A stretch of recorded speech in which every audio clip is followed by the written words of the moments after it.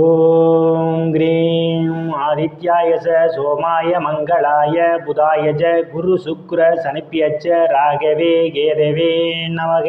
உலகை கட்டி காக்கும் பரமேஸ்வரன் பார்வதியின் திருவருளால் அனைவரும் நலமுடன் வாழ அந்த எல்லாம் வல்ல இறைவனை வணங்கி நேயர்கள் அனைவருக்கும் எனது அன்பான வணக்கங்களை தெரிவித்துக் கொள்கின்றேன். இன்றைய பதிவிலே நாம் பார்க்க இருப்பது செப்டம்பர் மாதத்திற்கான ராசி பலன்கள். முதலில் கிரகங்கள் நிலைகளை பற்றி பார்க்கலாம்.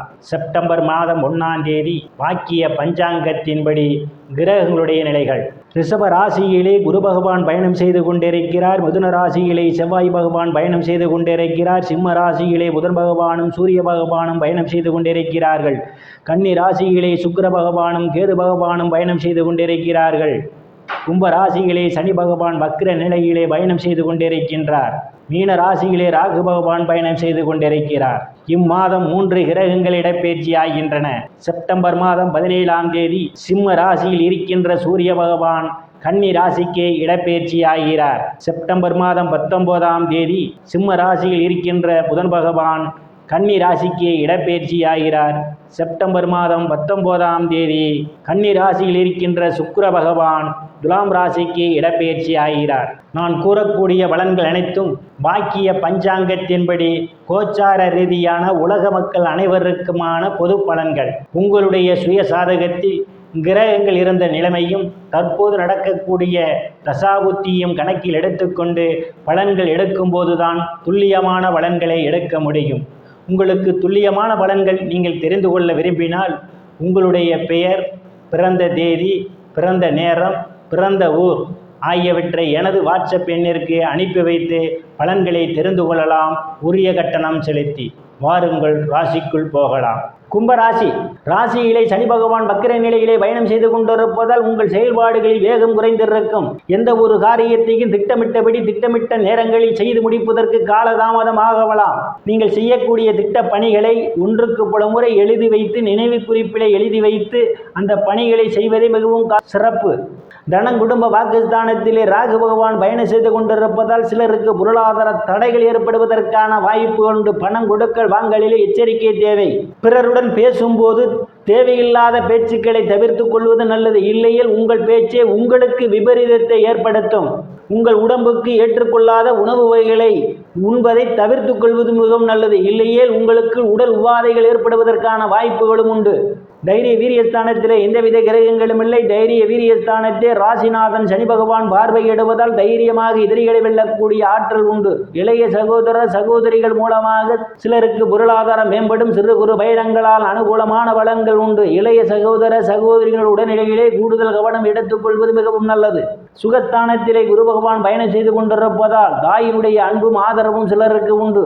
தாய் வழி சொத்துக்களில் இருந்து வந்த பிரச்சனைகள் எல்லாம் தீர்வதற்கான வாய்ப்புகள் உண்டு. பூமி வீடு வாகனம் வாங்குவதற்கான யோக அமைப்புகள் சிலருக்கு கூடி வருகின்றது. சிலர் பழைய வாகனத்தை மாற்றி புதிய வாகனம் வாங்குவதற்கான யோக அமைப்புகள் உண்டு. விவசாயிகளுக்கு புதிய ஒப்பந்தமும் விளைபொருளுக்கு தகுந்த விலையும் கிடைக்கும்.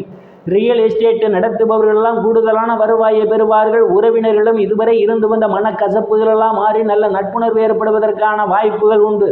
உயர்கல்வி படிக்கக்கூடிய மாணவ மாணவிகள் எல்லாம் படிப்பிலே சிறந்து விளங்குவார்கள். ஆசிரியர்களுடைய நன்மதிப்பையும் பாராட்டையும் பெறுவார்கள்.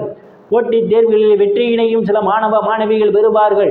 பூர்வ புண்ணிய ஸ்தானத்திலே செவ்வாய் பகவான் பயணம் செய்து கொண்டிருப்பதால் குழந்தைகள் உங்களுக்கு எதிர்முதிருமாக செயல்படுவார்கள். குழந்தைகள் விஷயத்தில் எச்சரிக்கை தேவை.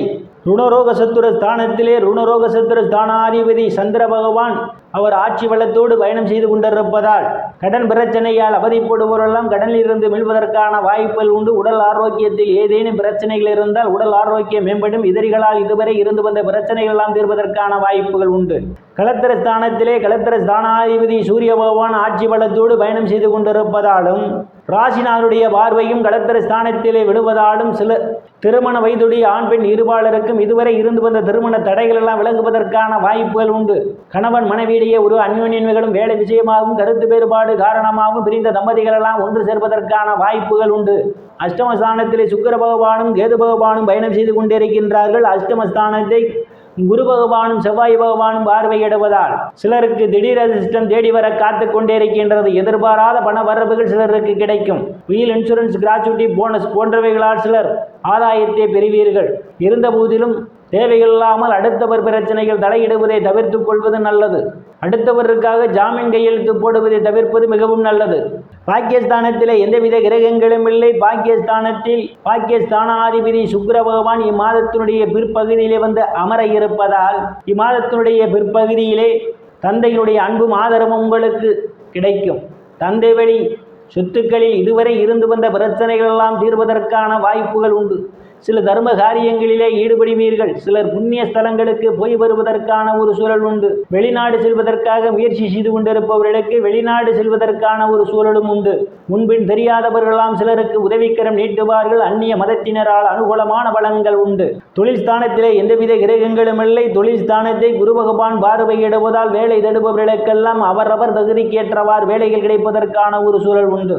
ஏற்கனவே பணியில் இருப்பவர்களுக்கு பதவி உயர்வு பாராட்டு கிடைக்கும். தொழிலிலே சிலருக்கு அபரிமிதமான முன்னேற்றத்தை காண முடியும். அரசியல்வாதிகளுக்கு அரசியலில் நல்ல முன்னேற்றமும் உயர் பொறுப்புகளும் சிலருக்கு தேடி வரும். லாபஸ்தானத்தில் எந்தவித கிரகங்களும் இல்லை. லாபஸ்தானத்தை செவ்வாய் பகவான் பார்வையிடுவதால் மூத்த சகோதர சகோதரிகள் மூலமாக அனுகூலமான பலன்கள் உண்டு. நண்பர்கள் உங்களுக்கு பக்க பலமாக இருப்பார்கள். விரயஸ்தானத்திலே எந்தவித கிரகங்களும் இல்லை. விரயஸ்தானாதிபதி ராசியிலே பயணம் செய்து கொண்டிருப்பதாலும் விரயஸ்தானத்தை குரு பகவான் பார்வையிடுவதாலும் சிலருக்கு சுப செலவுகள் ஏற்படுவதற்கான வாய்ப்புகள் உண்டு. வெளிநாடு செல்வதற்காக முயற்சி செய்து கொண்டிருப்பவர்களுக்கு வெளிநாடு செல்வதற்கான ஒரு சூழல் ஏற்படும். நேயர்கள் அனைவரும் இறைவனுடைய திருவருளால் அனைத்து செல்வச் செழிப்பும் பெற்று சிறப்புடன் வாழ அந்த எல்லாம் வல்ல இறைவனை வணங்கி நேயர்களை மீண்டும் அடுத்த பதிவில் சந்திக்கும் வரை விடைபெறுவது ஜோதிடர் எஸ் ராமன். நன்றி, வணக்கம்.